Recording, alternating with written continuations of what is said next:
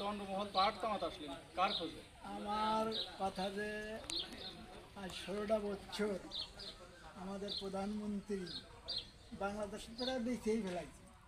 এখন আর ভারত গেছে, ভারত যায় কতটা দিন হয় তার ঠিক নেই। এই জন্য আমি বাংলাদেশের দিনা দেওয়ার জন্য টাকা নিয়ে বেরিয়েছি। তাই সে মানে বাইরে এখন আপনি কিসের ভাবে বুঝছেন এটি খেয়াল করছেন? আপনি কোন হ্যাঁ। জায়গা বুঝছেন তার তালাশে টাইগার, বাংলার টাইগার। এখন কি সে তো এখন তো ভারতে পলাইছে, তা আপনি কি এই বাঘ নিয়ে কি আরে ভারত যাবেন আপনি ভুল নাকি? করেন যে সে পলাই নেই তো। হ্যাঁ? সে গেছে আমারই তো মেয়ে, সে জামাইয়ের সাথে দেখা করতে গেছে। ও আচ্ছা, তো লে লেগে আপনি এখন মানুষ তো চিরদিন বাঁচে থাকে না। হ্যাঁ, এখন সে একটু স্বামীর খেজমত করার জন্যই গেছে মুদির কাছে। তাই এখন আপনি যে ভারত যাবেন এই বাঘের পিটি চড়িয়ে, হ্যাঁ, তো এইটাই তো আপনার একটা গর্ব। এই দিয়ে আমার একটা গর্ব। জামাই বাড়ি যাইতেছেন, জামাই বাড়ি যাচ্ছে। আপনার গর্ব মানে আমাদের ফরিদপুরেরও একটা গর্ব। একটা গর্ব। ভাই আপনি কিছু বলেন,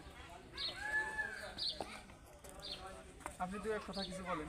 কি বলবো ধারণ, হ্যাঁ, এই যে টাকাগুলো নিয়ে যাচ্ছেন, এই টাকাটা কি হাসিনারাই দিবেন নাকি আমাদের যে জনগণ আছে জামাইয়ের তাদের? সাথে আবার পাকিস্তানের যুদ্ধ বাঁচিয়ে গেছে তো, ওর একটা খরচ খরচা তো আছে। জামাই টেলিফোনে ওরা কথা বললো, দেখলাম তোর বুদ্ধির মধ্যে হাইলে বাড়তে হয় দিন আমি আসতেছি।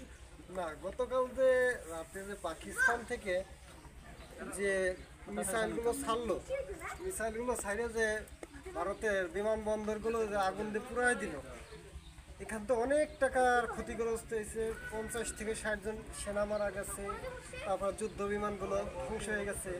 এই বিষয়ে মনে করেন যে অনেক টাকা তো ক্ষতিগ্রস্ত হয়েছে। সেইখানে আপনি কি করবেন?